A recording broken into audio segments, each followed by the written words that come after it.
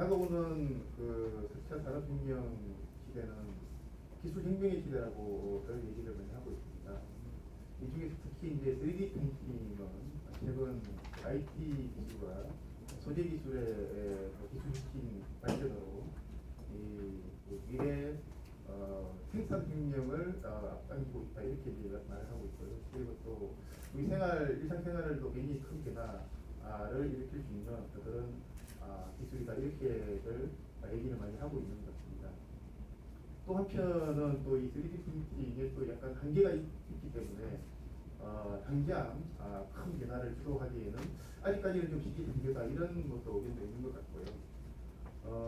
그래서 오늘 수요 포럼에서는 이 3D 프린팅 기술의 변화와 산업 어떤 변화, 동향 이런 부분을 우리 다 같이 한번 공유를 하고 그리고 이제 3D 프린팅이 가져올 미래 변화, 잠재력이 어떻게 되는지 그리고 우리의 대응 방향은 어떻게 되는지 이런 부분을 다 같이 좀 논의하는 이런 시간으로 진행을 하도록 하겠습니다. 현재 4차 산업혁명이라고는 하지만 사실은 우리가 겪어본 적이 없는 그런 방법 또는 그런 환경의 산업혁명을 우리가 접하게 되는데요. 그동안은 뭐 에너지 부분이라든가 또는 뭐 전기 쪽 이 부분, 증기 뭐 이런 초창기의 어떤 에너지 부분에 국한돼 있던 이런 산업혁명의 동력이 다양한 융합적인 기술이 종합돼 가지고 산업혁명으로 앞으로 발현된다는 것입니다. 그 기술 중에 하나가 이제 3D 프린팅이 되는 것이고요. 실제 이제 3D 프린팅은 보시다시피 다른 융합적인 많은 그 기술들이 있는데 그 중에 하나고 이것이 4.0 3D 프린팅이 자체가 이제 실제 인더스트리 4.0을 주도한다고는 볼 수는 없어요. 왜냐하면 융합적인 어떤 기술들이 모여서 이제 이끌어가는 것이 실제 인더스트리 4.0이 된다고 보고 있거든요. 결국에는 그 우리가 지금 주목하고 있는 3D 프린팅 애디티브 매니팩처링 기술은 다른 기술들과 또한 융합을 통해서 실제 산업혁명으로 가지 않을까 하는 생각이 들고요. 그런데 이제 좀 더 생각해 보면 30여 년이 된 이 기술이 지금 과연 우리가 바로 어떤 뭔가를 하기에 적합한가? 네, 실제 그런 부분은 우리가 넘어야 될 산이 좀 많다고 보고 있습니다. 디자이너 입장에서 봐도 한계가 많고 또 엔지니어 측면에서 봐도 한계가 많기 때문에 이걸 산업적으로 어떻게 입안하고 발전시키는가를 이제 많은 분들이 고민을 해주셔야 되고 또 연구를 또 해주셔야 됩니다. 보시다시피 우리가 3D 프린팅은 그 어떤 계기에 의해서 알려지게 됐고 그 중에 이제 오바마 대통령이 이제 연설에서 말씀하신 대로 실제 이것은 이제 제조업의 혁신을 가져올 기술이라고 했고 이런 것들이 이제 국가 수반이 이제 말을 하다 보니 또 전 세계적으로 파급력이 강해졌어요. 그래서 한국에서도 2014년 그때 초기에 이제 전략기술 로드맵을 해서 제 작년 그러니까 2015년 12월 정도에 어느 정도 윤곽을 잡고 뿌리 산업에 근간하는 3D 프린팅 정책을 이제 시작을 했다고 볼 수 있는데요. 그런 정책들은 이제 아직 그 수면 위로 성과를 나타내지는 않고 있고 향후에 이제 시간이 좀 많이 걸릴 것 같아요. 그리고 어떤 부분은 보고서에 있는 것보다 준비할 것이 현실적으로 많고 또 보고서에 있는 내용과는 다른 또 산업 환경이 조성되고 있어서 여러 가지 고민돼야 될 부분들이 많다고 보고 있습니다. 중요한 거는 이 3D 프린팅 기술이 분명히 제조업의 혁신을 가져올 하나의 중요한 도구임에는 틀림이 없다고 보고요. 긍정적인 면에서 이 3D 프린팅을 이 시간에는 검토를 해주시고 뒤쪽에서 이제 결론부에서 말씀을 드리겠지만 이제 3D 프린팅이 가진 잠재력과 한계를 즉시하시고 그 부분을 가지고 이 산업에 입안하는 작업을 하는 것이 현명하다 보고 있습니다. 해외 전망치나 권위자들이 전망하는 것들은 실제 전망은 뭐 좋다고 보고 있어요. 그래프가 보여주듯이 앞으로의 그 3D 프린팅은 계속 발전을 할 것이다. 파급 효과도 커질 것이다. 이런 것이 맞는데요.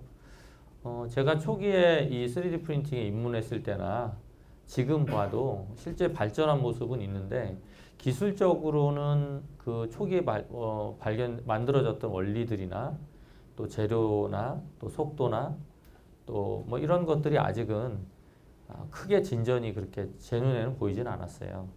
또 해외 전시를 갔다 와도 초기에 제가 느꼈던 그런 어떤 부족함들은 아직도 있다. 그래서 그 부분은 뭐 확실한 것 같습니다. 그래도 이제 이 전망치는 그냥 상향 곡선이 의미 없이 있는 건 아니고 실제 그 훌러스 리포트에서 말하는 것처럼 저도 저런 생각을 갖고 있습니다. 국내 산업은 3D 프린팅 산업으로 아직은 초기 단계다 보니 규모도 작고 또 여러 가지 기반 시설이 안 돼 있어서 아직 지표에서 나타나는 아주 유의미한 것들이 좀 적어요.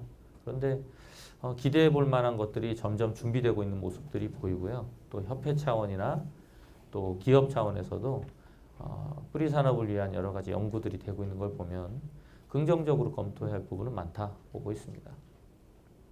아시다시피 원리는 뭐 다양히 적층으로 물건을 만들기 때문에 과거라고 하면 안 되겠죠. 현재 지금 우리가 사용하고 있는 가장 완성도가 높은 그 금형 기술에 가장 사용되는 이런 그 선반이나 또 밀링 이런 CNC 같은 부분들이 실제는 가장 지금 좋은 기술이면 틀림이 없어요. 그런데 우리가 거기에도 한계가 있고 또 향후에 이제 우리가 효율을 높이기 위한 방법들 중에 하나가 새로운 산업에서 새로운 기술이 좀 요구되는데 우리가 그동안 만들지 못했던 형상들, 과거의 기술로는 시간이나 또 여러 가지 기술적 한계로 부딪혔던 것들이 3D 프린팅 기술을 만나서 해결되는 부분이 있었고 그래서 현재는 금형 기술을 대체하는 것이 아니고 결국에는 그 보완적인 관계로 가는 그런 기술이 이제 3D 프린팅이라고 보시면 될 것 같습니다.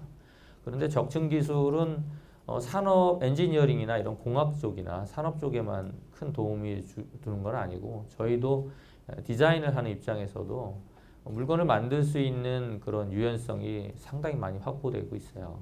언젠가는 프린팅 기술이 발전하면 디자인 상품들을 직접 생산하는 일이 반드시 증가할 것이고 지금은 실제로 보면 금형이 아무리 좋다고 하지만 소비자들의 선택을 받는 디자인 상품들은 디자인과 상품성을 갖춰야 되거든요.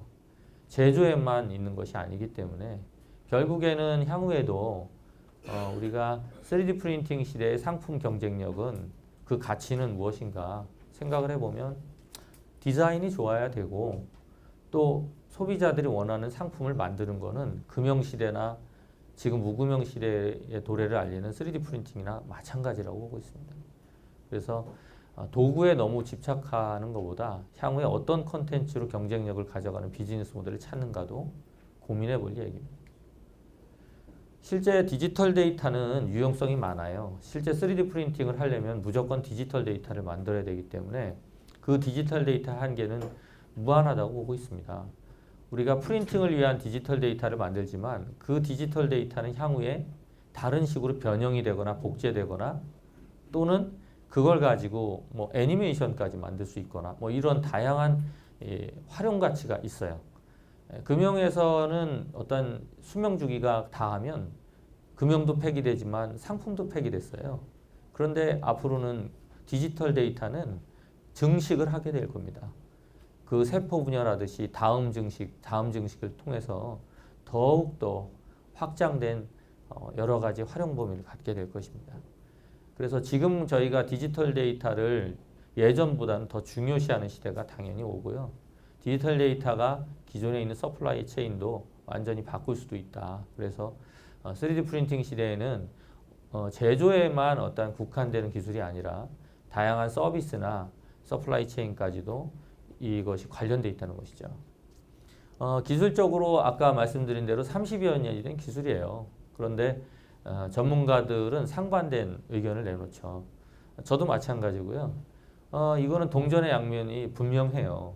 마치 어떤 부분은 분명히 보상을 하는데 어떤 부분은 또 문제점도 많이 노출하고 있습니다. 이거는 아마 저처럼 오래 하지 않은 분들도 그 3D 프린팅의 한계를 알고 있어요. 그런데 기술이라는 것은 예전에 그랬던 것처럼 새로운 벽을 만나면 뛰어넘으려고 합니다. 한 번에 퀀텀 점프를 할 수는 없지만 분명히 3D 프린팅 기술은 제가 생각하는 제가 살아있는 동안은 제가 원했던 거를 분명히 만드는 시대는 오리라고 봐요.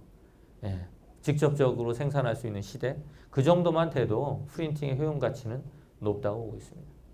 조금 더 이제 기술 발전을 촉진하는 촉진제가 필요하고 거기에는 정부의 노력이 특히 필요하고요. 민간 차원에서도 필요하지만 대기업이나 이런 부분에서도 조금 더 접근성을 좀 디테일하게 가져가는 또 장기적인 안목에서 연구되는 부분이 좀 필요합니다. 좀 아쉬운 부분들도 있지만 뭐 아시다시피 세계 표준으로 뭐 표준이라고 그러면 좀 그렇지만요. 7가지 정도가 국내에서는 한 6가지가 이제 핵심 의제로 떠서 그걸 가지고 이제 전략기술 로드맵을 짰어요. 7가지 방식 중에 여러분들이 이거는 내가 봤던 거야 또는 뭐 저건 뭐지 할 수도 있는데요. 원리나 방식 또는 재료를 사용한 것들은 예나 지금이나 별 차이는 없습니다. 중요한 것은 그 소재 기술이 계속 발전하고 있고 가격 경쟁력도 조금씩 나오고 있다는 것이고요. 아직은 이제 지금 이 자리에서는 확실한 답을 드릴 수는 없지만 분명한 것은 3D 프린팅 기술이 발전 속도가 예전보다는 빨라졌다는 것은 분명합니다. 가장 많이 쓰는 우리가 타입 중에 이렇게 액체로 경화해서 만드는 타입이 초창기에 이제 개발돼서 지금까지 전 세계에서 가장 그 많은 재료를 사용하는 것이 바로 이 SLA 타입인데요. 액체 타입으로 물건을 만드는 것이죠. 당연히 이제 소재 기반이 중요한 것이고 표면이 잘 나오니까 산업적으로 가장 많이 활용했으나 실제 환경적인 에코 산업에 적용할 수 있는 소재라고는 사실은 그렇게 생각하지 않아요. 아직은. 액체 재료 같은 경우는 문제점도 많이 노출하고 있고 금액도 비싸지만 화학적인 방식을 사용하다 보니까 유독물질도 많이 나와요. 폐기물도 많이 나오고 3D 프린팅이 완전한 에코라고 생각하진 않아요. 어떤 방식은 충분히 가능성이 있으나 3D 프린팅은 생각보다 이제 여기 계신 분들도 경험을 해보셨겠지만 생각해보다는 그렇게 환경 친화적이지 않은 부분도 많다. 그런 부분. 대신 그런 부분을 부정적인 면으로 보지 마시고 긍정적인 면으로 검토하시면 좋겠고요. 그리고 이제 방식 쪽에는 보시다시피 또 DLP라고 해서 아주 정밀한 그 부품이나 또는 캐스팅 하기 전에 원본을 만드는 부분이 있죠. 이런 거는 이제 국내 기술로도 어렵지 않게 만들고 있는데요. 지금 종로에는 이 초기 한 7, 8년 전에 들어온 DLP 방식이 대부분 이제 우리가 주얼리 산업을 이끌어가는 또 디지털 데이터를 만들어서 실제 주얼리 생산에 직접적인 도움을 주고 있어요. 현재는 독일 장비가 주를 이루고 있지만 국산화가 어렵지 않은 방식이라서 현재는 향후에는 이런 부분들이 어렵지 않게 대중화를 좀 가능하게 할 수 있다고 보고 있습니다. 그 다음에 이제 음영 처리를 할 수 있는 컬러로 나오는 재료들은 국내 기술은 아직은 전무하지만 연구소에서 좀 직접적인 연구를 좀 해줬으면 하는 분야고요. 컬러라는 것은 단순히 우리가 레이어를 구분하듯이 물건에 컬러만 주는 정도로 생각하시면 오산이에요. 향후에 그 재료 나노 기술이나 이런 부분이 급속도로 발전하고 그러면은 실제 컬러로 완제품을 만들 수 있는 시기도 오게 될 수 있다는 것이죠. 그것이 인체에 들어가는 것일 수 있고요. 또는 우리가 일반적으로 오브젝트로 만드는 제품이 될 수도 있다는 것이어서 예전 초기 단계의 컬러 프린터들은 정말 조잡했고 이걸 가지고 어떻게 쓰나 했지만 컬러의 재료 기술이 발전하면 지금은 이제 분사 방식으로 하기 때문에 한계가 있어요. 그런데 이 컬러를 우리가 포기할 수 없는 부분이 많고 향후에 기대해 볼 만한 장비이기도 합니다.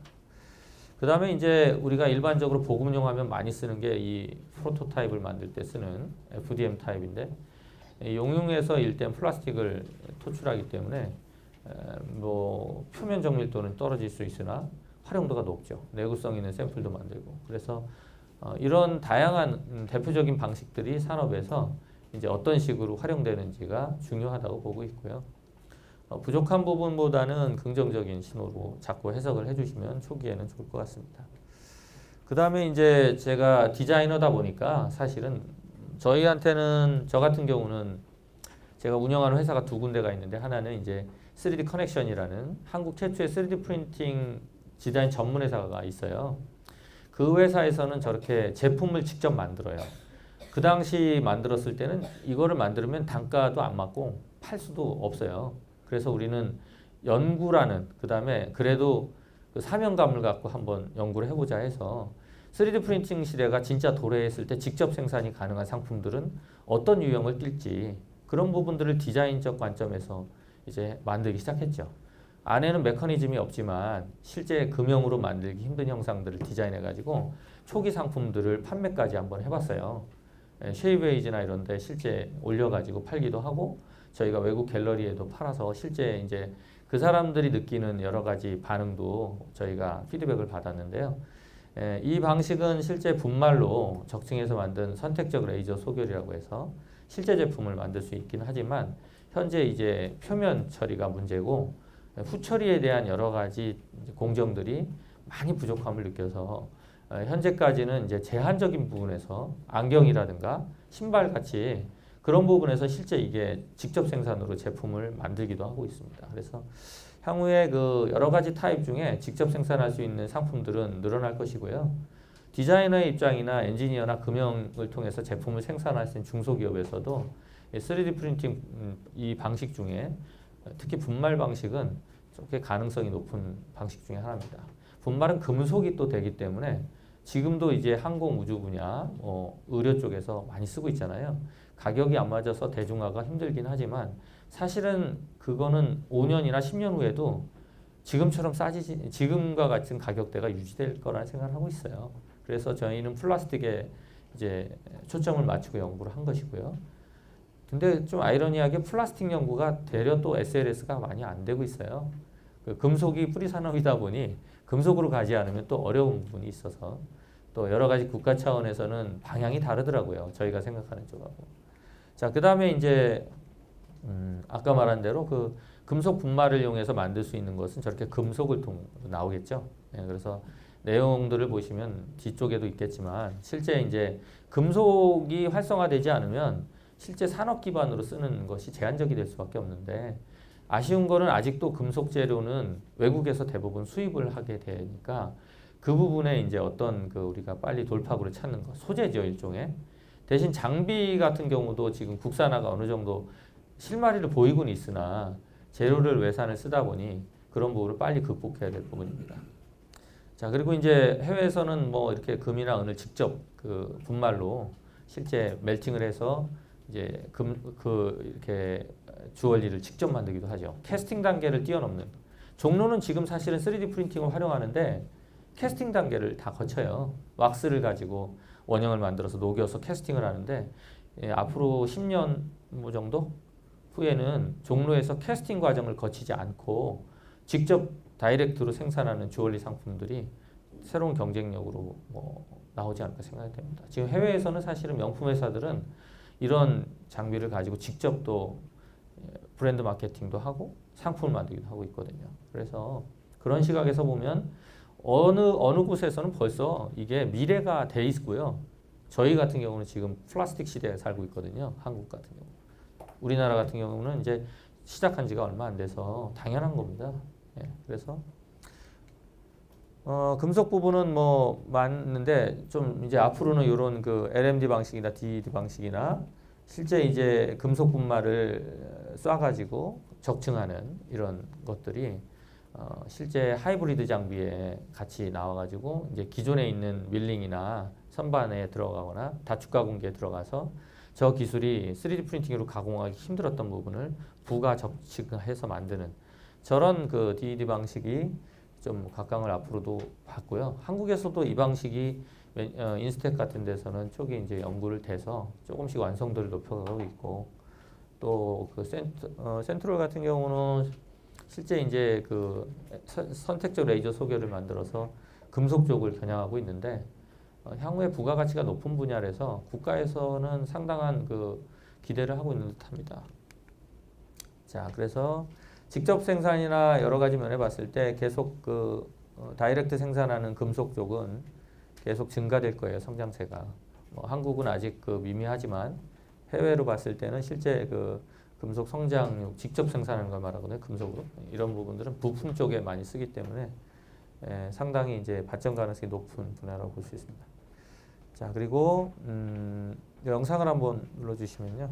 이 밑에 있는 걸 눌러주시면 사실은 이제 3D 프린팅은 스마트 팩토리로 갔을 때 한 영역을 차지하게 되는데 예전과 같이 이제 수작업으로 다 저런 것들을 빌드 플랫폼이나 재료를 세척하거나 또 나온 것을 큐어링하거나 이런 것들이 다 사람의 손에 의해서 이루어졌는데 이렇게 이제 로봇에 의해서 라인화될 거예요. 컨베이어화되고 하이브리드 장비가 조금 더 복잡한 또는 미세한 가공을 하게 돼서 이런 것들이 이제 스마트 팩토리의 일부의 모습이 될 수 있는 것이죠. 스마트 팩토리가 3D 프린팅이 전부가 아니고 다양한 그 공정 기술도 있고 또 제어 기술이라든가 관리 기술이 통합돼야지 나타나는 건데 한국에서는 실제 그 조사해 본 바에 의하면 스마트 팩토리에 대한 이해가 적어요.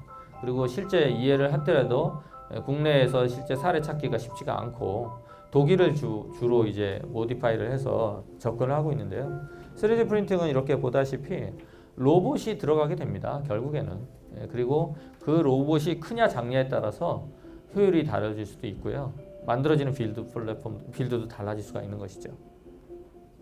그래서 개인 집마, 가정집마다 들어가는 3D 프린팅이 과연 현실적이냐 그것도 한번 생각해 볼 문제예요. 실제 3D 프린팅을 마음대로 사용해 보려면 모델링이라는 그 난제를 풀어야 되는데 우리가 물론 다운로드 받아서 할 수 있는 것은 보급용에 그치기 때문에 FDM 타입 같이 우리가 쉽게 쓸 수 있는 것은 가능하지만 사실은 우리가 진짜 이제 쓸 수 있는 장비들은 제가 볼 땐 5년에서 10년 정도 돼도 산업적 기반으로 된 시스템들은 가정으로 들어가기가 쉽지는 않을 것 같아요.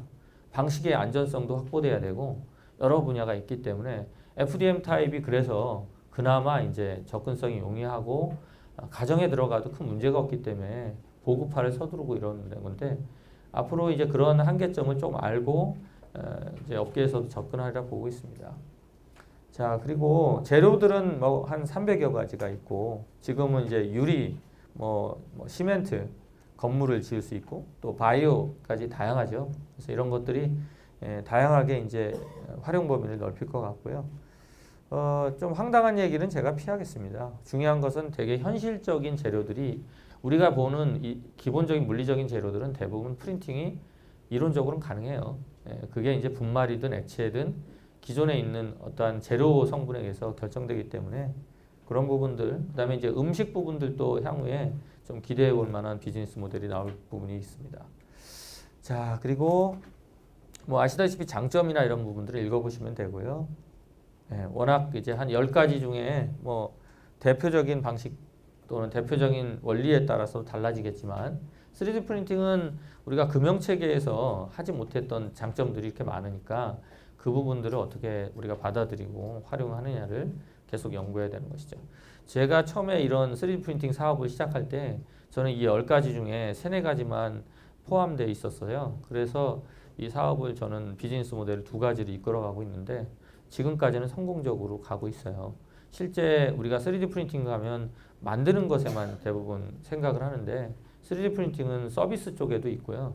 상당히 분야가 많아서 그 비즈니스 모델을 잘 찾으려면 이 10가지의 기본적인 개념들을 숙지하고 그것을 한번 현장에서 살펴보는 것이 좋다고 보고 있습니다.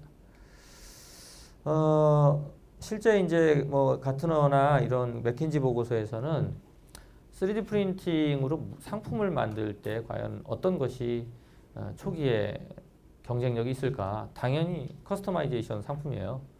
금형 체계에서는 대량 생산일 때 사실은 수익 모델이 가능하지만 3D 프린팅 시대에는 금액 대비 생산성 안 나오거든요. 실제로 재료도 그렇고 속도도 그렇고 그러다 보니까 이제 뭘 찾으려고 해요. 3D 프린팅 시대에 도대체 돈 벌 수 있는 게 뭐냐? 근데 실제 지금 선진국에 있는 사업 모델들을 분석해 보시면 아시겠지만 커스터마이제이션이에요. 대부분 상품들이. 우리가 들어가는 몸에 들어가는 임플란트도 그럴 수 있고요. 고관절도 될 수 있고 또 밖으로 나오면 신발이 될 수도 있고 안경이 될 수도 있고 의상이 될 수도 있고 지금은 액세서리 같이 작은 수준의 커스터마이제이션이 되지만 앞으로는 점점점 확장될 거예요. 그게 주택으로도 갈 수도 있어요. 그러니까 결국에 지금 있는 것들은 초기 단계의 모습들이라서 분명한 거는 커스터마이제이션 비즈니스 모델이 사실은 각광을 받게 될 거예요. 3D 프린팅 시대는. 그게 어떻게 경쟁력이 될 수도 있기 때문에 이제 금형 체계의 비즈니스 모델과 3D 프린팅 시대는 무금형 체계의 시스템이라고 제가 늘 하는데 무금형 시대의 상품들은 완전히 다른 모습으로 가는데 무금형 시대에는 커스터마이제이션 쪽의 비즈니스 모델이 승부수를 띄울 때 좋아요. 실제 제가 봤을 때는. 그래서 이제 뭐 다양한 분야가 있는데 제가 말씀드린 대로 대량 생산에서 이제 맞춤형 생산으로 대부분 가요. 아시다시피. 대량 생산은 기존 체계를 계속 가는 거고요. 맞춤형은 기존 체계, 금형 체계에서 하지 못했던 것들을 다중의 소비자를 개인처럼 만족시키기 위한 것들이 바로 3D 프린팅의 핵인데 그런 부분들은 당연한 거예요. 예, 그래서 그 기술을 거기에 활용하는 것도 당연한 거예요. 그래서 실제 3D 프린팅 기술이 지금과 같이 그 금형 체계와 같이 갈 텐데 그 차별점은 커스터마이제이션 상품, 커스터마이제이션 비즈니스 모델을 찾는 것에 있다고 보고 있습니다. 그러니까 맞춤형 상품이 사실은 경쟁력이 있는 것이죠. 초기에 맞춤형 상품들은 그림에서 있다시피 색깔, 그 다음에 사이즈, 뭐 요 정도, 그 다음에 뭐 액세서리 정도인데 이름을 넣어주거나 뭐 인쇄 정도로. 그런데 향후는 3D 프린팅 시대는 형태까지도 소비자가 원하는 거를 줄 수가 있어요. 형태를 바꾸면 금형을 바꿔야 되잖아요. 금형 시대는. 그런데 3D 프린팅 시대는 그럴 필요가 없잖아요. 다품종 소량 생산에 직접 생산이 가능하다면 그쪽이 당연히 승산이 있는 겁니다. 그래서 이런 제품이 예가 되겠죠. 맞춤형. 대표적인 베스포크에서 나온 저런 맞춤형 뭐 보조 이런 상품들 이런 것들이 이제 좋은 표상이고요. 그 다음에 뭐 보청기 다 인체 스케일이 다른 뭐 저런 부분이 될 수 있겠죠. 이런 부분들은 사실은 일반인들이 손대기는 어려워요. 의료를 하신 분들이 해야 되는 분야에서 일반인들이 또는 저희같이 어떤 3D 프린팅의 가능성을 보지만 비즈니스를 찾기는 쉽지 않아요. 전문적인 영역에서 건드릴 수 있는 부분이 있고요. 또 하나는 이렇게 가전제품 회사에서 하이얼에서 했던 2015년에 발표됐던 건데 실제 고객이 원하는 저런 그 뭐 위에 있는 그 스킨 부분들을 고객이 원하는 대로 만져서 변하면 그걸 출력해서 에어컨에다가 위에 씌워가지고 배송해주는 뭐 이런 것이에요. 가전제품에서도 커스터마이제이션들은 한국에서는 그렇게 많이 안 보이고 있는데 필립스라든가 뭐 이런 앞서가는 회사들은 벌써 웹사이트까지 개설을 해서 면도기 부분을 이제 실제 커스터마이제이션 상품으로 이제 내보내고 있습니다. 청소기 같은 것도 맨날 TV에서 선전하는 게 어떤가요? 뭐 길이가 길다, 뭐 안 맞다 막 그러잖아요. 집의 환경이 달라요. 사람만 커스터마이제이션이 필요한 게 아니라 자기 집에 맞는 청소기가 필요할 수도 있거든요. 그래서 그런 부분들도 커스터마이제이션으로 우리가 최적화를 시켜가지고 제품을 만들 수도 있다는 것이죠. 전자제품 회사에서는 저런 부분을 주목할 필요가 있고요. 그 다음에 이제 기존의 그 인간 스케일에 맞는 휠체어, 뭐 이런 것들, 의자를 바꿔줄 수도 있고, 또 밑에 있는 손잡이를 바꿔줄 수도 있고, 이런 것들이 선택 항목이 앞으로 늘어날 거예요. 3D 프린팅 시대의 소비자들은 그동안 맞춤형 상품에 익숙하지 않아가지고 입 다물고 있었을 뿐이에요. 그런데 앞으로는 맞춤형 상품이 익숙해지면 소비자들은 까다로워져요. 이거 저기서는 요구하면 만들어주는데 여기는 대응을 못하게 되면 경쟁력 자체가 달라지게 되거든요. 그래서 3D 프린팅 시대를 보는 눈이 달라질 겁니다. 제가 예전에 신발 쪽을 많이 부산 가서 그 스포츠화 쪽을 지원을 많이 해줬었는데 그때 느꼈던 건 저는 제 신발에 라스트를 갖고 있지 않았었어요. 그런데 거기서 그냥 해보라고 해가지고 발 스캔을 떠가지고 제 신발 라스트를 만들었거든요. 그래서 신어봤더니 이게 정말 편하더라고요. 그래서 익숙하지 않은 사람들은 왜 3D 프린팅 가지고 그 맞춤형 상품이 필요한지를 모르는 거예요. 그런데 한번 저처럼 시행을 해본 사람은 3D 프린팅으로 맞춤형을 만드는 거를 알게 되고 필요하게 되고요. 그게 하나의 비즈니스 모델을 만들게 된다는 것이죠. 그래서 대부분 해외에서는 임플란트 또는 이해 교정기 같은 것들 있잖아요. 그런 것들이 3D 프린팅으로 맞춤형으로 나가는 이유가 그런 것들이 사실은 사업이 돼요. 뒤에서 나중에 말씀드리겠습니다. 그래서 소비자들이 선택할 수 있는 항목은 늘어나고 디자인 회사들은 까다로움을 만족하기 위해서 프린팅을 선택할 수 있게 돼요. 결국에는. 금융체계로 기본 골격은 만들겠지만 소비자들이 원칙하는 것들이 너무 많을 수도 있다는 것이죠. 익숙해지기 전에 비즈니스를 만들어 놔야 된다. 그 얘기고요. 자, 그 다음에 노멀이라는 회사 보면 아시겠죠. 네, 전 세계에 있는 인종인 귀의 귓바퀴가 틀리죠. 그래서 작은 스타트업 기업이었죠. 그 귀에 이어폰을 만드는. 그런데 이어폰에 저 좌측의 귓바퀴에 딱 맞는 개인 맞춤형을 만들어서 전 세계에 공급을 하는데요. 좋은 수익 모델이에요. 작지만 이 부분을 3D 프린팅으로 만들어서 실제 주문을 어떻게 받는가? 여러분이 들고 다니는 스마트폰을 통해서 앱을 통해서 받아요. 사실은 3D 프린팅 시대 비즈니스 모델을 사람들이 많이 찾거든요. 그런데 실제 3D 프린팅을 할 때 연동할 수 있는 게 스마트폰이에요. 스마트폰은 전 세계인이 대부분 갖고 있어요. 그게 스캐너의 역할을 하기 때문에 앱을 잘 만들면 집에서도 주문을 받을 수 있거든요. 그것이 바로 이런 노멀이라는 회사가 대표적인 것이고요. 그 스마트폰을 어떻게 활용하느냐예요.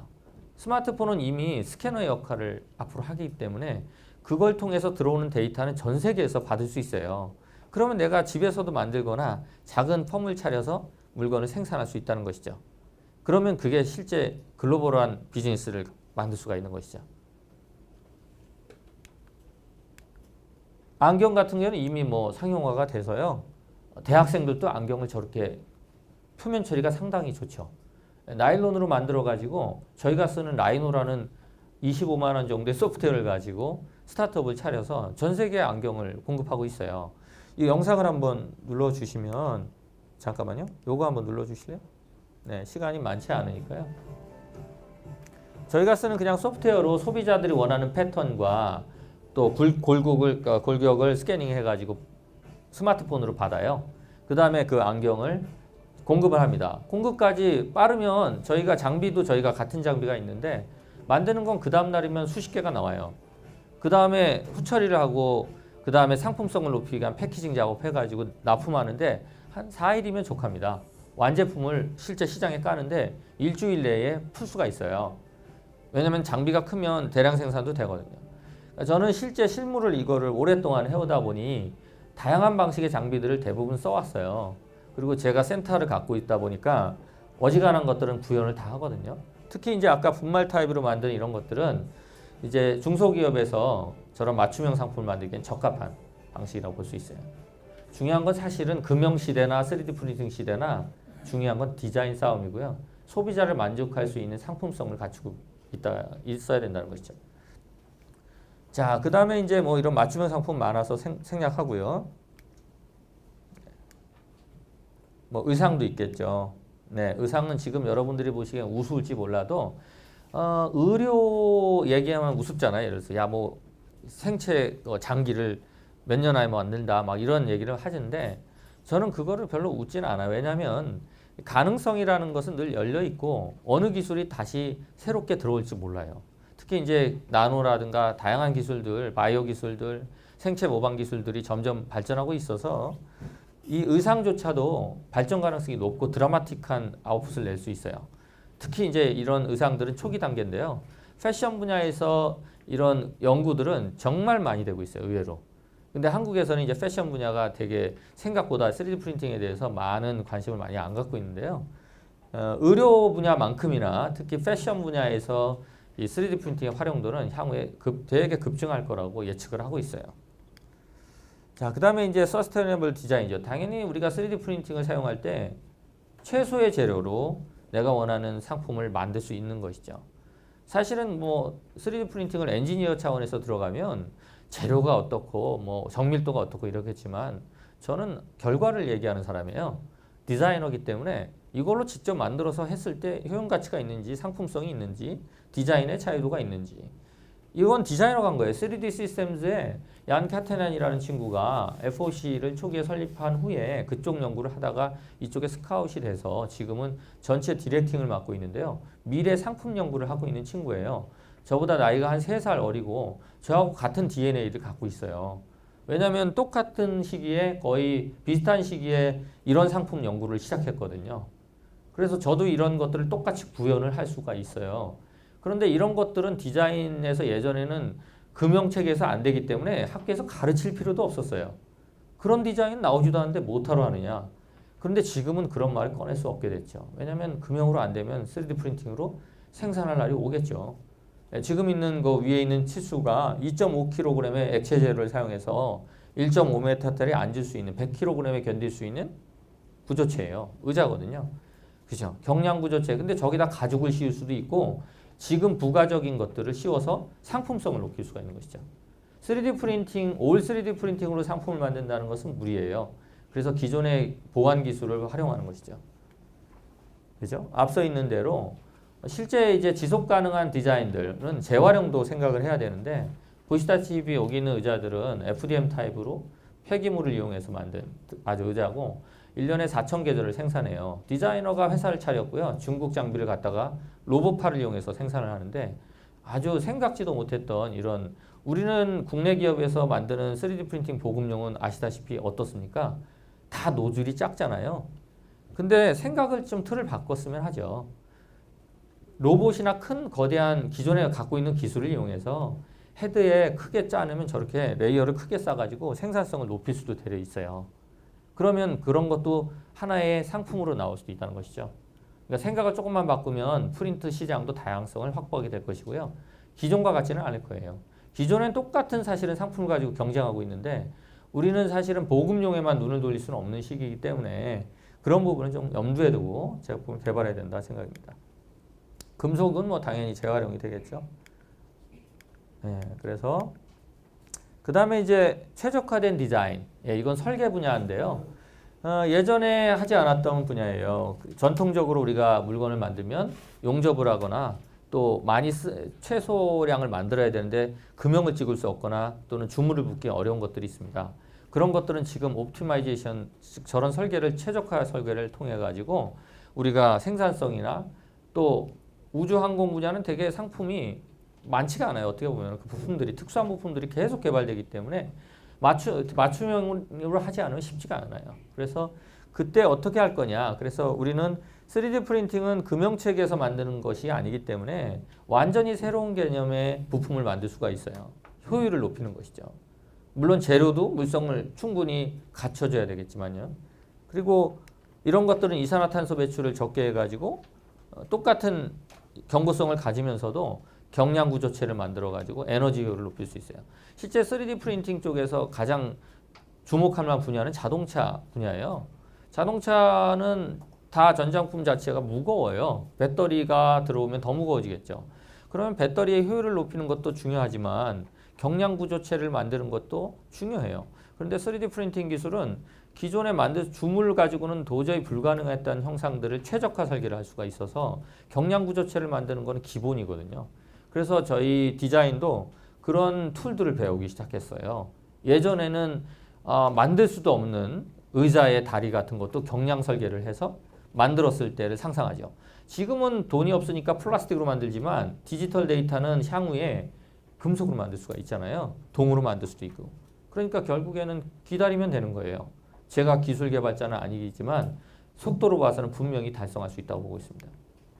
그래서 이런 자전거 프레임이나 포스트 같은 거를 이런 토폴로지 이런 설계를 통해서 실제 위상 기하 이런 수학을 이용해서 만든 최적화 설계를 하죠. 예전에 디자이너들은요 저런 최적 설계를 배울 일이 없었어요. 해석할 일이 없었는데 지금은 제가 학교에서 저런 해석 기본 해석을 통해서 왜냐하면 디자이너도 생산할 수 있는 의자를 이제 만들 수 있게 해야 되거든요. 그래서 그런 부분들도 필요하다. 네, 그래서 그림상으로 봤을 땐 뭐 저것이 상품성이 있는지는 모르겠으나 점점 최적 설계의 중요성은 우주 항공 분야, 의료 분야 뭐 다양하게 갈 것이라는 것이고요. 결국엔 저런 것들은 이산화탄소 배출도 적게 하고 운송비라든가 제품의 생산 비용도 절감할 수 있죠. 그리고 대부분의 기존 산업들은 3D 프린팅이 등장하면서 사실은 되게 많이 와해되고 있는 건 여러분이 아실 거예요. 예전에는 내가 주얼리를 전공하거나 도예를 전공하지 않으면 그걸 만들 수가 없었어요. 그런데 3D 프린팅은 모델링만 하면 내가 아주 뭐 도자 전공을 안 해도 또는 금속을 안 해도 만들 수가 있게 된 거죠.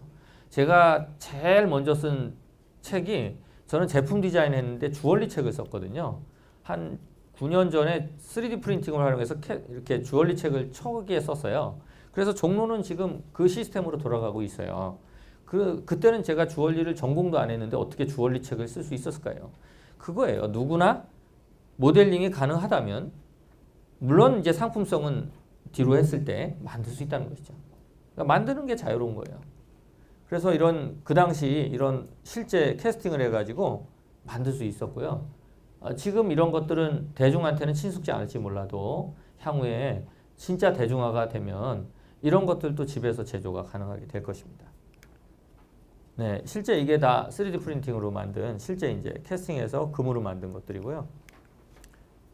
플라스틱으로 만들 수도 있죠. 그 다음에 이런 이음새 같은 금형으로 나올 수 없는 디자인들이 나오죠. 주얼리도 앞으로는 저런 패션 주얼리가 플라스틱 주얼리가 나올 거고요. 그것들이 어느 시장을 만들게 될 거예요. 지금은 대부분 주얼리 하면 보석을 바뀐 금속만 생각하는데 앞으로는 되게 다양한 재료들이 융합이 될 것입니다. 도자기 같은 경우는 저는 늘 쉽게 만들어요. 도자기를 만들어 본 적이 없잖아요. 여러분들이 평상시 만들 일도 없죠. 그런데 향후에는 집에서 도자기를 만들 수 있다면 내가 간단한 것들을 만들 수 있다는 얘기고요. 디지털 데이터를 내가 만들지 못하면 주문을 해서 만들 수 있어요. 실제 저런 SLA 타입으로 도자기를 만든 사례가 국내에 없어요. 근데 저는 이제 FDM 타입이나 SLA 타입이나 또는 실제 그 바인딩 타입 세 가지를 다 도자기를 만들어 봤거든요. 만들 수 있더라고요. 대신 롤을 사용하기 때문에 아무나 만들 수는 없어요. 도자기는 구워야 되거든요. 산업적으로 실제 만들어지는 이런 수준을 말하는 건 아니고요. 실제 가능성을 보자는 것이죠. 도자기는 겨울에 작업하기가 힘들어요. 일반 도예가들이. 저는 예술 분야에 있다 보니까 그런 일을 지원하는 센터를 제가 갖고 있다 보니 선행 연구를 맨날 해요. 실제 물성 연구를 해서 실제 성분 분석도 맡겨가지고 국산화를 할 생각도 있죠.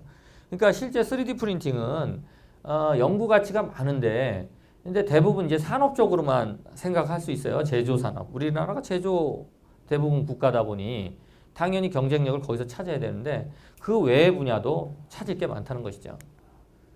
네, 그렇게 해서 쉽게 이렇게 도자기를 구워서 유약을 발라가지고 만들 수 있고요. 물론 이제 SLA 타입 같은 경우는 전문가들은 아시겠지만 화학적 성분이 들어가다 보니까 사실 생활자기로 쓰기에는 조금 문제가 있더라고요. 그래서 바인딩 방식이나 FDM 타입으로 주로 도자기를 만들고요. 그 다음에 이제 이런 그 컴퓨테이셔널 디자인이죠. 3D 프린팅은 사실은 제조 장비에만 있는 것은 아니고 실제 저희 같이 모델링을 전문으로 하는 디자이너들한테는요 완전히 새로운 기회예요. 저희 같이 이제 엔지니어들은 사실은 저런 모델링을 할 일이 별로 없어요. 어떻게 보면. 근데 디자이너들은 저런 컴퓨터를 이용해서 이런 것들을 구현할 수 있거든요. 그리고 저걸 가지고 실제 상품으로 만들 수가 있어요. 상품의 디자인이 완전히 바뀌는 시대가 온다는 것이죠. 지금 보는 것들은 과거의 상품이 되진 않겠지만 완전히 다른 기술로 구분되는 상품들이 나올 거예요.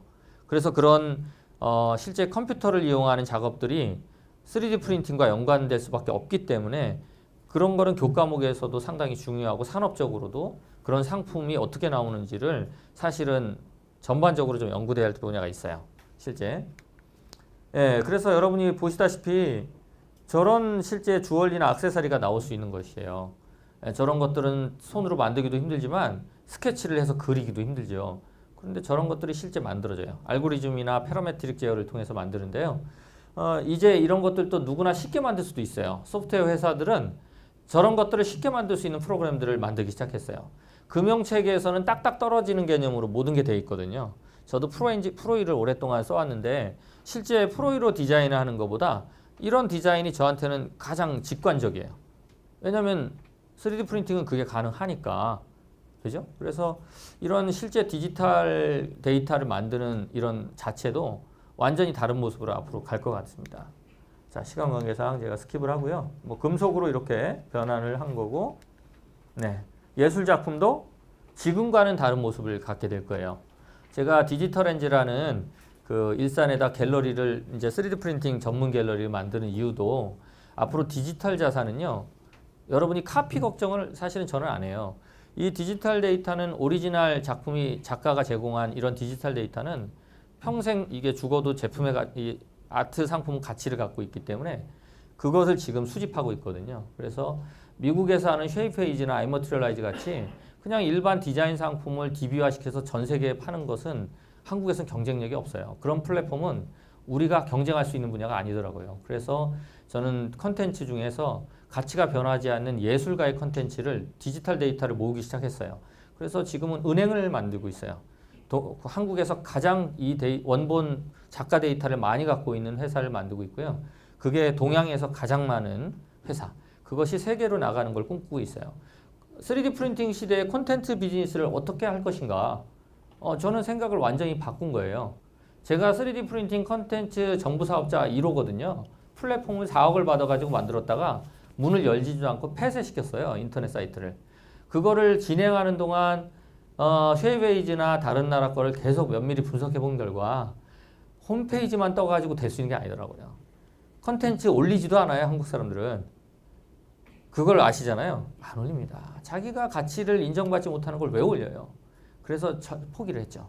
그래서 예술가의 눈을 돌렸고요. 이런 컨텐츠를 수집하고 있고 또 예술가한테 교육을 해서 그동안 문외한이었던 분들이 새로운 도구를 익히고 새로운 창작 활동할 수 있게 도와주는 일을 하고 있는 것이고요. 컨텐츠 쪽에 있다 보니 그런 방향으로 저는 이쪽을 꾸려가고 싶은 거예요. 비즈니스 모델이 계속 찾잖아요. 전 세계는. 그런데 저희같이 예술에 포커스를 두고 찾는 경우가 없어요. 그리고 참고로 이렇게 아주 그로테스크한 이런 형태들 인테리어 쪽으로도 쓰겠지만 지금은 사실은 아직은 요원해요. 워낙 고가에다가 실현 가능성이 지금은 없지만 저런 거를 만들 수가 있다는 것이죠. 예, 앞으로 집안 인테리어나 이런 부분들이 3D 프린팅의 영향을 받을 수도 있다. 그런 부분이고요. 그다음에 패턴, 패션 쪽은 워낙 많아요. 그런데 중요한 건 이런 것들이 컴퓨터에 의해서 만들어진다는 것이죠. 스케치를 하기도 어려운 디자인들을 하게 돼요. 디자인의 역할이 과거보다 중요해질 겁니다. 이 제가 말하는 디자인이라는 것은요. 여러분이 생각하는 이런 디자인 말하는 게 아니라 실제 디자인, 설계를 하는 공학자를 포함하고 있는 말을 드리는 거예요. 그런 분들도 이런 부분들을 소프트웨어를 개발하거나 이런 부분들을 만들어줘야 되는데 국내에는 사실은 이런 R&D가 거의 없어요. 앞으로 3D 프린팅에 대응하려고 하는데 장비에만 눈을 돌리고 있지 소프트웨어는 비싼 거 다 사와요. 사실은 배보다 배꼽이 크죠. 장비는 목돈이 들어가니까 살 수 있으나 실제 3D 프린팅 움직이는 건 소프트웨어거든요. 소프트웨어는 너무 비싸요. 국산화된 게 없고 초등학교 교육을 위한 국산 소프트웨어도 없잖아요. 그래서 그런 부분들이 빨리 연구돼야 돼요. 너무 느려야 될 게 어떤 거는 진짜 느린 거예요. 빨라야 될 게 느리게 이런 식으로 뭔가 균형추가 안 맞고 있는데 그런 부분들을 빨리 서로 이렇게 의견을 모아서 우선 선행 연구를 해야 될 것들을 찾아야 된다는 것이죠. 이거 한번 눌러주실래요? 제가 학교에 있다 보니까 저희는 이런 알고리즘 연구를 해요. 저는 산업디자인과에 있지만 일반 디자인은 한 적 거의 없어요. 제가 LG에 있을 때 잠깐 이제 기획실에 있어서 그런 걸 해봤지만 지금은 그런 걸 안 합니다. 저는 이거 눌러주실래요? 한번? 2번 눌러주시면요. 네. 실제 3D 프린팅은 가능성만 있는 게 아니라 실현 가능성이 높아요. 예전에 그 미래학자들이 책을 내면 40%에서 30%를 정확도를 가진다면 되게 훌륭한 미래학자였는데 지금은 엄청난 데이터들이 쌓여서 미래학자들이 별로 안 틀려요. 미래를 예측하는 게. 한 65%까지 나온대요. 정확도가. 그런데 이런 것도 한 가지예요. 실제 패러메트릭으로 저런 아까 말한 알고리즘으로 최적화된 맞춤형 의상을 만드는 것이 지금은 되게 우습게 보일 수도 몰라도 이 연구가 점점 소재하고 기술이 발전하면 정말 커스터마이제이션 의상이 나와요. 피부에 만족할 수 있는 옷이죠. 그래서 이런 것들은 지금 컴퓨터에 의해서 움직인다는 것이죠. 이런 컴퓨터로 움직이는 것들이 실제 엔지니어들이 할 수 있을까요? 엔지니어들은 소재를 개발하거나 아니면 프린터를 개발하거나 또는 뭘 해야 되나요? 소프트웨어를 만들어줘야 돼요. 창의적인 서비스를 하거나 창의적인 물건을 만드는 거는 서울 경기 지역에 가장 많은 창의 인재가 많은 게 디자이너들이나 메이커스들이거든요. 그죠? 그런 창의 인재들이 가장 많이 사는 곳에는 이런 R&D 센터 하나 없어요. 다 지방에 특화돼 있죠. 누가 갑니까 거기에 실제? 만들어 놓고 개소식 땐 가는데요. 실제 가보면 많이 놀고 있어요. 예나 지금이나 관리 체계는 안 돼 있다는 것이죠. 그런데 중요한 건 지금 그런 것들은 그런 거고 이런 연구를 사실 해야 돼요. 의상을 하나 만들더라도 저런 폴딩 기술이 소프트웨어 기술이 확보되지 않으면 저희는 의상을 만들 수 없어요. 왜냐하면 저 의상을 만들면 저렇게 큰 기계로 만들어야 되거든요. 그런데 걔는 접어서 만들어야 되잖아요. 뭐 이런 것들. 단순한 기술조차도 디테일한 연구가 안 되고 있고 그냥 계속 그림만 보고 있다 보니까 우리는 뭔가 빠진 듯한 느낌이 많이 든다는 것이죠. 제가 뭐 비판하러 온 건 아니고요. 이런 것들을 하다 보니까 너무 필요한 것들이 많아요. 연구할 것도 많고. 그래서 정말 모여가지고 분야별로 연구를 할 것들을 대상체 지정을 해가지고 좀 제대로 갔으면 하는 생각이죠. 자, 그 다음에 마지막으로 이제 엔드 유저 상품들이 직접 나오죠. 직접 상품인데 제가 이 볼펜을 예전에 만들었던 거예요. 오래전에 10년 전에 거의 디자인했던 건데 이게 안에 이제 중공용으로 돼 있어서 이렇게 캐스팅하기도 힘들어요, 실제. 보시기에는 간단해 보이는데 이 볼펜은 그동안 생산되지 않았어요. 그런데 작년부터 저희가 3D 프린팅으로 직접 생산을 시작했거든요. 재료가 바뀌고 액체 타입으로 아주 품질 좋은 게 나오기 시작했죠. 초기에는 이렇게 모형이었어요. 제가 학교 수업 때 하는 이런 볼펜 만들기 수업인데요. 비싼 기계로 했죠. 한 10년 전부터 3D 프린팅 수업을 해왔기 때문에 지금은 매뉴얼들이 잘 돼 있어요. 뭐 공학교육만큼은 아니지만. 그런데 이 친구들은 그때 느꼈던 친구들이 지금 다 3D 프린팅 쪽에 거의 가 있는 분이 많죠. 근데 지금 보시면 어때요? 실제 상품에 가까워요. 그리고 물성이 일단 뛰어나요. 떨어뜨리거나 그래도 부러지지 않는 것이죠. 액체 타입으로 만들면 대부분 약했거든요. 그런데 지금은 제가 저 볼펜을 쓰고 있어요. 작년부터 이탈리아 장비로 만들어서 직접 생산을 하거든요. 그래서 기념품으로 프리미엄으로 납품을 했어요. 예를 들어서 저런 것들이 지금 이제 조금씩 되고 있다는 것이죠. 예전에는 생각지도 못했던 것들이 실현 가능한 시대가 됐고요. 재료라는 것들은 금속만 있는 게 아니잖아요. 또 어떤 거는 앞서가지만 어떤 거는 정말 아직은 조악하지만 가능성을 찾으면 비즈니스 모델이 보여요. 그래서 실제 상품도 만들 수 있기 때문에 그런 부분들을 한번 찾아볼 만하고요. 재료의 수축률이 엄청 중요한 이런 악기 같은 것도 보시다시피 현악기잖아요. 근데 지금은 어떻습니까? 재료가 좋아지니까 저걸 실제 판매를 해요. 킥스타트로 출발을 해가지고 실제 판매를 하고 있는 거고요. 보시다시피 연주를 들으면 뭐 스트라디바리우스나 이거나 제가 전문가는 아니니까 상당히 음은 잘 나와요. 그만큼 이제 재료의 완성도를 기대해 볼 만하다는 것이죠, 앞으로. 그래서 긍정적인 개념으로 저런 비즈니스를 찾아야 돼요. 이 외국에 있는 사람들이 바보가 아닙니다. 제가 외국 사례를 잠깐 보여드린 거는 실제 외국의 사례는 어떤 사람은 저거 그냥 모형으로 잠깐 만들어 봤겠지 하는데 그 사람들은 진지하게 접근하고 있는 거예요. 그 디지털 데이터는 미래의 제품 소재가 좋아지거나 기술이 좋아지면 완전히 실제 제품으로 가능성을 높일 수 있기 때문에 지금부터 선점하는 거거든요. 그리고 이분은 실제 바이올린을 설계한 엔지니어예요. 연주자이기 때문에 그 소리에 대해서는 크게 의심을 안 하죠. 그래서 나이키는 브라질 월드컵이나 이런 때 우리 그때도 실제 이런 상품을 냈어요.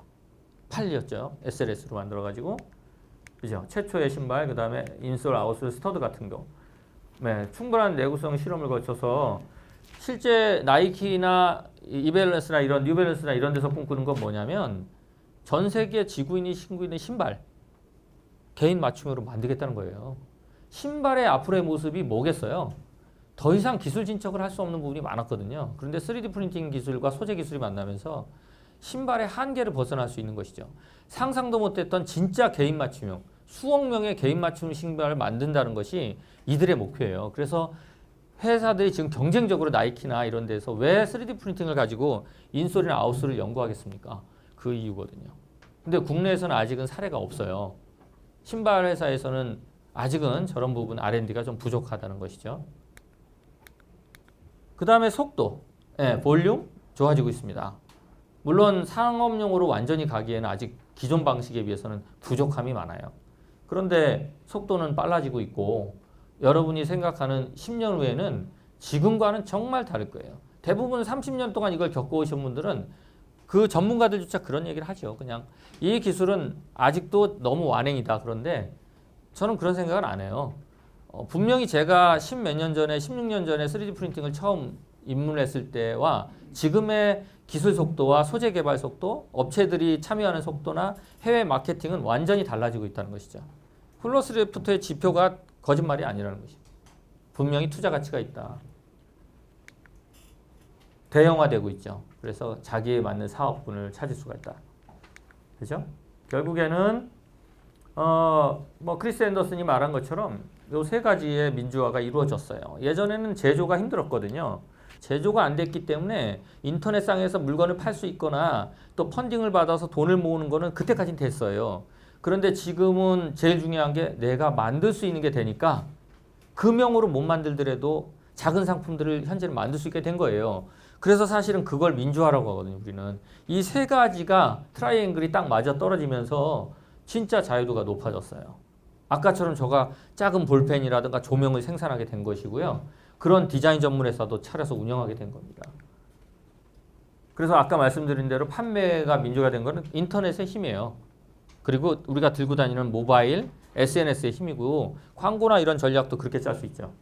네, 그래서 외국 회사들은 이렇게 기존의 방식으로 또는 기존의 사업 아이템으로 다운로드 받아가지고 물건 만들어주고 그런 걸 하죠. 그런데 아까 말씀드린 대로 국내에서 이런 걸 하려고 무수히 시도하고 있습니다. 플랫폼을 만들려고. 근데 쉽지가 않을 거예요. 플랫폼은 사실은 장비 몇 대 가지고 할 수 있는 게 아니더라고요. 그래서 이제 그런 얘기는 좀 길어지니까요, 나중에. 자, 그 다음에 자금 조달도 잘 되죠. 이제 펀딩을 통해서 킥스타트로 참여해서 젊은 친구들이 회사만 다닌다는 게 이제 전부가 아니라는 걸 알게 됐어요. 외국처럼 외국에 나가서 프린팅으로 물건을 만들고 그거를 실제 저렇게 앉혀서 전 세계에 주문을 받는 게 거의 보편화되고 있어요. 제 학교 수업에도 디지털 유통이라는 수업 시간에는요. 실제 보급용만 가지고 물건을 만들어서 팔 수 있는 패키지 그러니까 다 해서 상품을 만들어서 납품을 하거든요. 그러니까 실제 그런 것들이 공공연하게 이루어지고 있어요. 외국에서는. 그 다음에 이제 스마트폰으로 만들 수 있는 이런 작은 프린터. 그죠? 스마트폰에서 그 마스크 투영 방식에서 만드는 건데 되게 빨라요. 속도도 품질도 좋고요. 10만 원도 안 되는 진짜 이런 것들이 보급용 시대를 앞당기는 단초가 될 수도 있어요. 아이디어 싸움 같아요. 기존의 방식을 어떻게 논리 있게 잘 풀어서 경쟁력 있는 프린터를 만드느냐예요. 지금 너무 다 비슷한 걸 만들고 있거든요. 예, 제가 보기엔 그렇습니다. 그리고 다행히 저런 아두이노나 라즈베리를 이용해서 회로를 만들 수가 있어요. 그래서 거기에 넣어가지고 작동할 수 있는 워킹 모델을 만들 수도 있죠. 프로토타입 수준을 넘어서는 것도 만들 수 있어요. 드론 같은 것도 만들 수 있죠. 전기자동차도 만들 수 있고요. 회로 프린터가 나와서 납땜기가 필요 없는 상황이 됐어요. 애칭을 해가지고 어렵게 회로를 만들던 시절이 있었죠. 그런데 저런 거를 사서 바로 회로를 만들고 실제 제품을 만들 수 있는 시대 다가온 거죠. 저희 집에서도 저희 형님이 전자공학을 하다 보니까 맨날 저런 걸 저는 땜하는 걸 배웠거든요. 근데 저 프린터를 사가지고 내가 원하는 회로 기판을 그 설계 툴로 그려서 실제 회로를 넣어요. 아두이노나 라즈베리를 배우게 되면 기본 회로를 구성할 수 있게 돼서 내가 만드는 간단한 소형 가전이 이제 만들 수 있는데 향후에는 소형 가전 시대가 다시 도래할 거예요. 왜냐하면 저런 것들은요 대기업에서 하기에는 굳이 저걸 이런 거거든요. 그런데 샤오미나 다른 데서 나오는 상품을 잘 유심히 보시면 금형으로 찍잖아요. 근데 앞으로는 소형 가전 시대가 도래해요. 작은 것을 저런 회로를 넣어서 직접 우리가 소량으로 3D 프린팅해서 만들 수 있는 시기가 온다는 얘기입니다. 그래서 그쪽 시장도 한번 생각해 볼 여지가 있어요. 네, 예. 그래서 결론적으로 말씀드리면요. 제가 뒤로 가겠습니다. 끝에 마무리하겠습니다. 뒤쪽에 제가 넣어놨는데 아마 안 가지고 계실 것이고요. 3D 프린팅은 기존의 것을 더 잘 만드는 기술보다 기존에 만들기 어려웠던 것을 만드는 기술이에요. 어떻게 보면 기존에 있는 기술이 좋거든요. 그래서 3D 프린팅이 가진 실제 장점을 잘 살리자는 얘기고요. 3D 프린팅 기술은 실제 현재 한계가 많아요. 제품의 품질, 생산성, 소재의 다양성, 그 다음에 공정 효율, 속도 같은 것들이 현저하게 아직은 차이가 많이 나죠. 근데 그런 부분들이 개선돼야 될 부분이고요. 그 다음에 스마트 팩토리의 핵심 축의 하나가 될 수도 있고 또 새로운 직업군을 만들 수도 있어요. 그 다음에 플랫폼 비즈니스를 하는데 디지털 데이터가 왔다 갔다 하는 시스템에서 움직이는 3D 프린터이기 때문에 그 부분에 새로운 가치를 창출할 수 있다는 보고요. 그다음 밑에 부분들은 뭐 쭉 읽어보시면 아시겠지만 실제 국내는 플라스틱 시대예요. 예. 그리고 선진국은 금속 철기 시대에 살고 있다고 보면 되는데 그거는 사실은 시작에 누가 먼저 시작했느냐의 차이 때문에 생기는 건데 이제 여러 가지 뭐 특허라든가 소재 개발, 소프트웨어 진짜 난제가 많아요. 그래서 저는 당분간은 기술 개발을 하겠지만 기존에 있는 이런 그 실제 프린터들을 사서 할 수 있는 다른 것들이 많다는 것도 조금 더 염두해야 될 것이 아닌가 생각하고요. 끝으로 이제 국가 차원에서 기존에 늘어놓은 30여 개가 넘는 센터들이 있어요. 예전에 테크노파크 이런 거 빼고요. 지금 새롭게 정부가 만든 것들이 많거든요. 그런데 실제 여러분들이 만들어 놓은 데를 실제 가서 활용을 해보시고 가가지고 실체를 보셨는지 과거와 달라진 게 없다는 것이죠. 되는 곳이 한두 개 빼고는요 똑같아요. 그게 왜 그러냐면 운영자도 중요한데 그 관리 체계가 아직은 장비를 넣는 거에 비해서 뭔가가 이루어지지 않으니 우선 그거를 잘 통합해서 엮어서 생산성을 낼 수 있는 것들이 필요하다는 것이에요. 그래서 제가 그림으로는 많이 준비하고 내용들을 글씨를 원래 했어야 되는데 또 저도 나름대로 또 계속 다른 걸 하다 보니 뭐 핑계가 돼서 요약해서 못 가져와서 시간을 많이 끈 건 죄송하고요. 하여튼 오늘 제가 막 떠든 것들은 기억에 남는 것들은 한 번 더 되새겨 보시고 부족한 부분들은 토의를 통해서 한번 같이 공유를 했으면 좋겠습니다. 이상 마치도록 하겠습니다. 감사합니다. 네.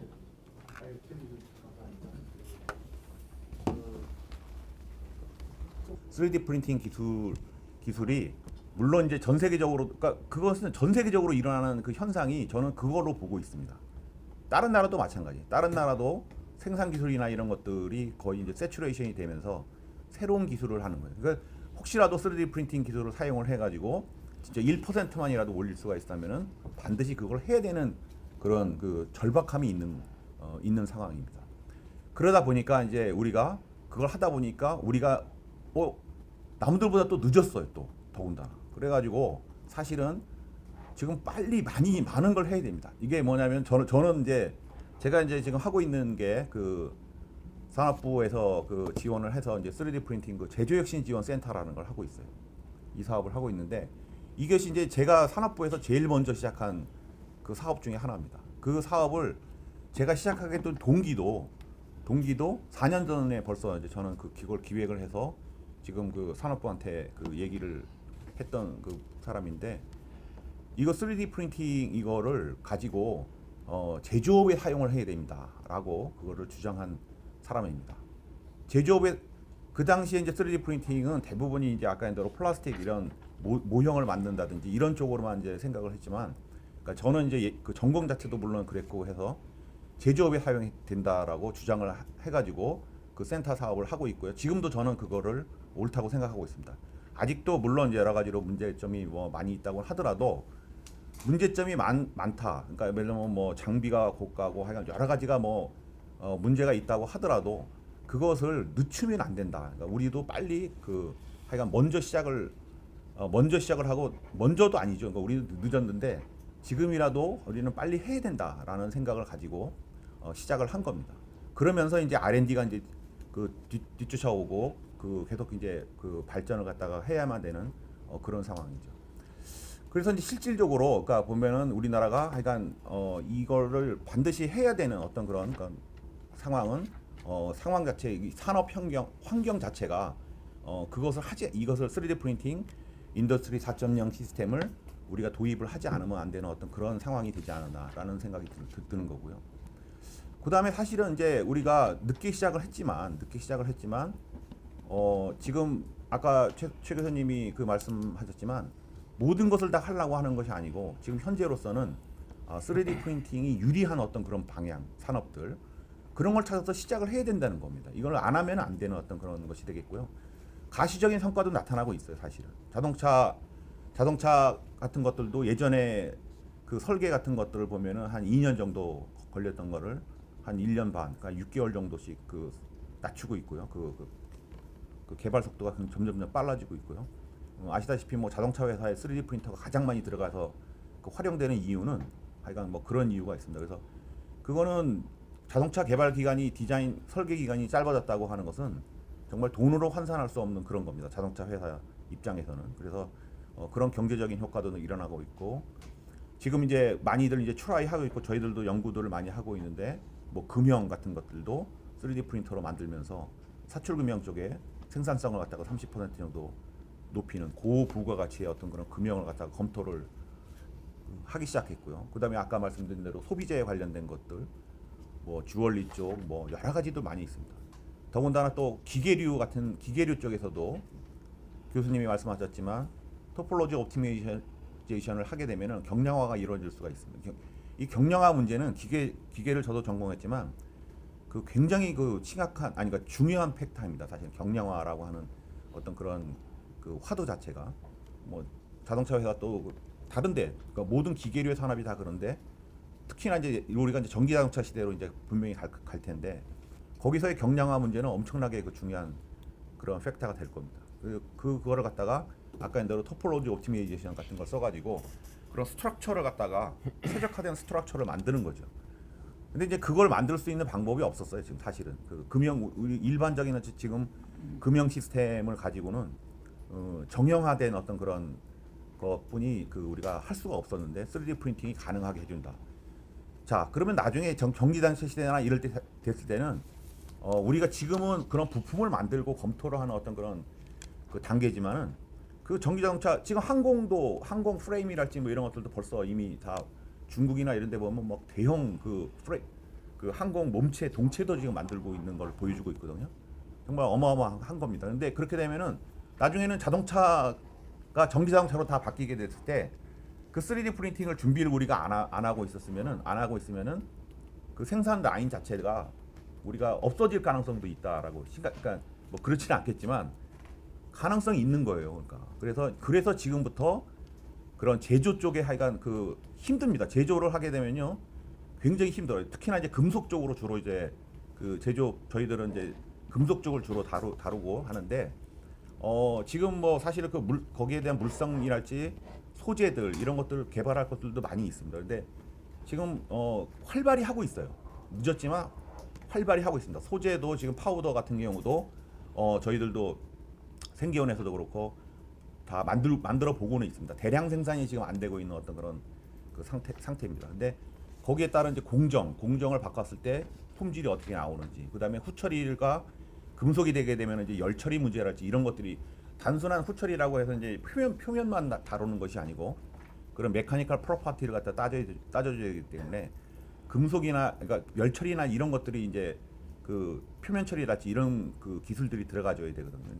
이제 그런 거에 대한 스타디 여러 가지 할 게 굉장히 많이 있습니다. 그래서 어렵긴 하더라도 그래도 우리도 빨리 지금 하기가 늦었지만 그 반드시 해야 된다라는 생각을 가지고 있고요. 그래서 지금 비즈니스 모델은 최 교수님 말씀한 대로 굉장히 다양하고 제가 볼 때는 저쪽이 더 소비재 쪽으로 가는 쪽이 훨씬 더 이렇게 비즈니스 모델은 상당히 다양할 거는 같지만 제조업 쪽에서도 만약에 이거를 우리가 지금 공부를 안 하고 스타디를 안 하고 있으면은 큰일 날 일이 발생할 수도 있다라는 그런 의미를 가지고 제가 뭐 또 너무 길게 얘기하면 안 될 것 같아서 이런 쪽으로 저는 관심을 가지고 일을 하고 있습니다.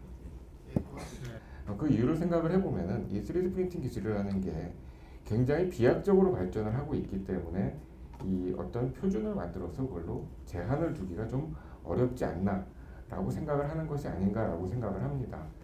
그 ASTM의 F27912A라는 기준인데요. 거기 보시면은 그 몇 가지 이렇게 공정별로 그 분류를 해놨습니다. 근데 새로 나오는 기술들은 그 공정이 어디 카테고리에 들어갈까 참 애매한 기술들이 많이 나오기 시작을 합니다.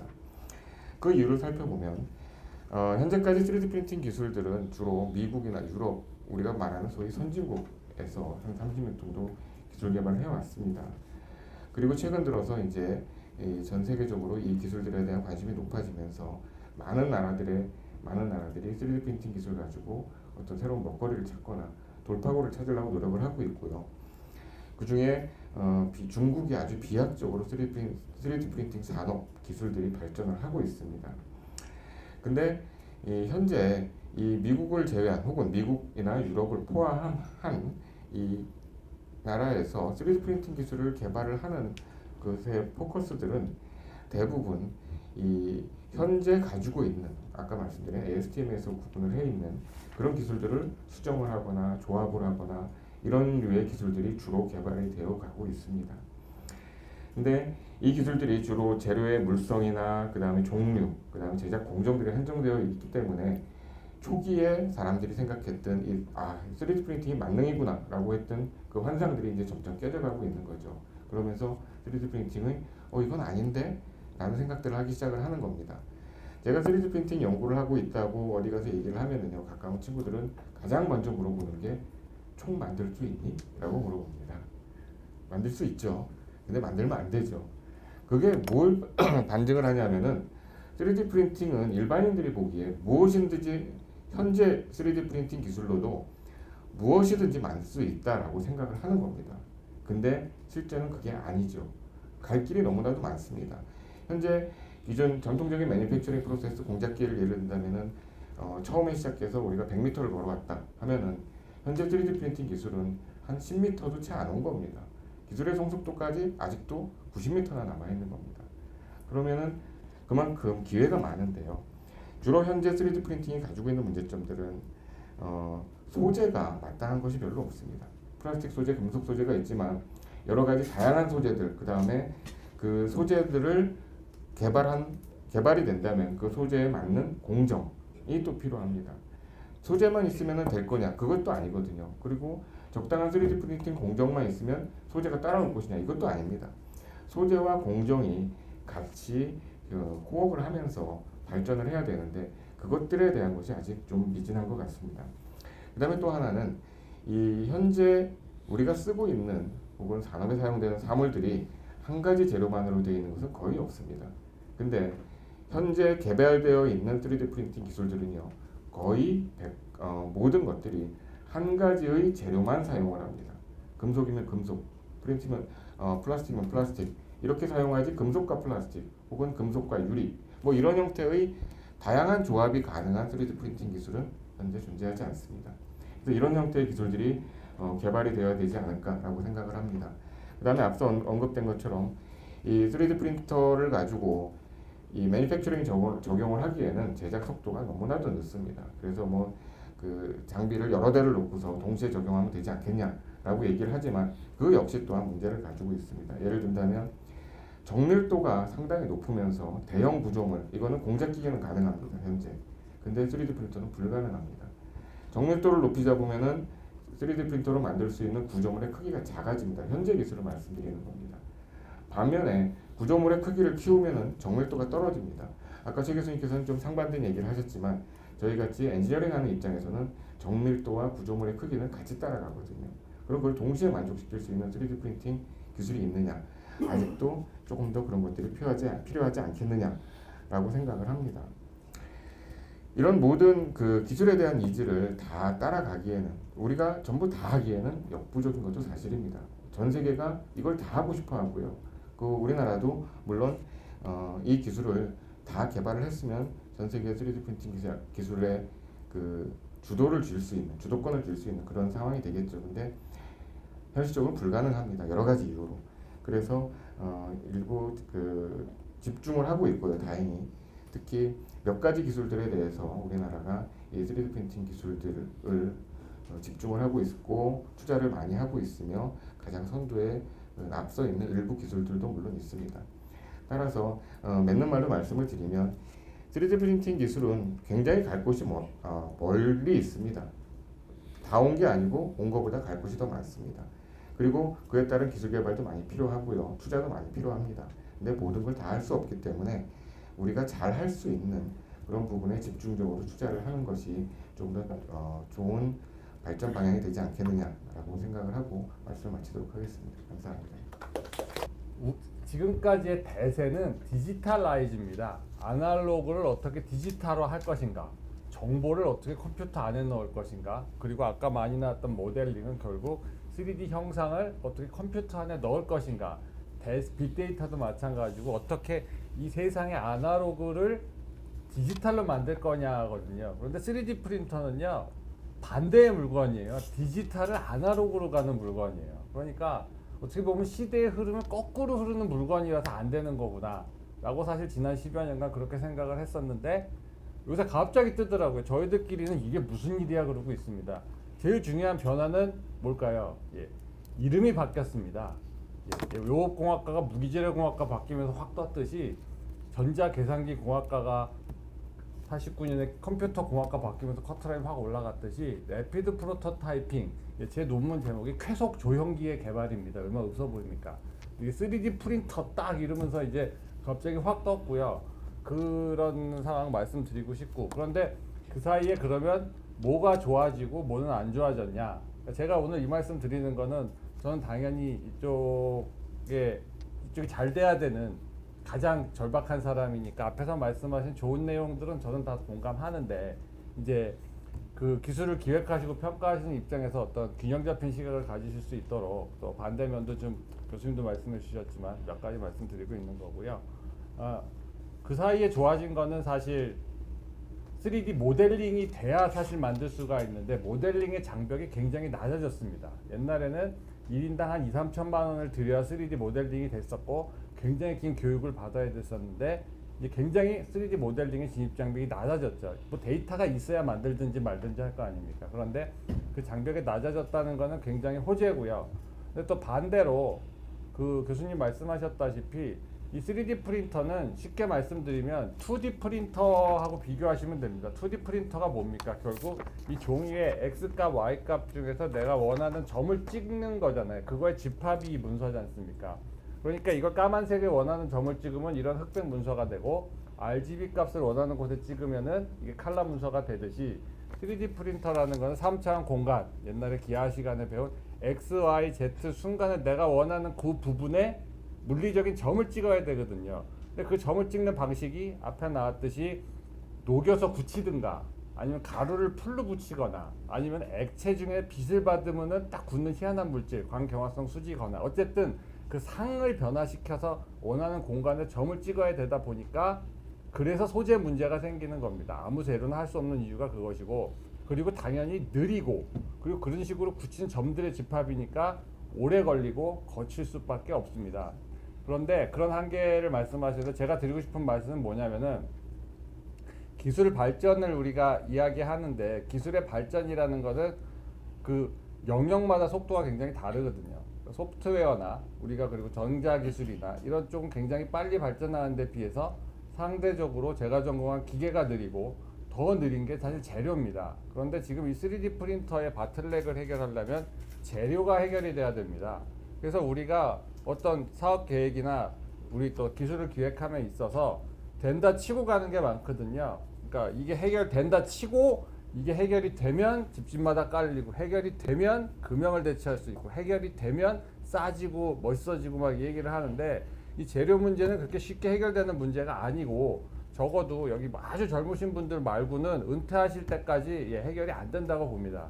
그런데 이제 제가 하고 싶은 얘기는 뭐냐면은 그러니까 하지 말자가 아니고 그 재료의 한계를 인정하고 그럼에도 불구하고 앞에서 나왔던 여러 가지 장점이 있다는 얘기죠. 토폴로지, 그러니까 내가 원하는 위상의 물건을 마음대로 만들 수 있고 그 다음에 인체나 금속과 같이 우리가 정말로 꼭 특정한 커스텀 메이드 형상이 필요한 경우에 만들 수 있고, 그러니까 우리가 3D 프린터의 한계가 해결된다 치고 작전을 짜면은 아마 헛다리 짚을 가능성이 높고, 한계를 인정하고 그거는 제가 보기엔 앞으로 10년 동안 뭐 급격한 발전이 있기 힘들 겁니다. 2026년 7월 달에 보십시오.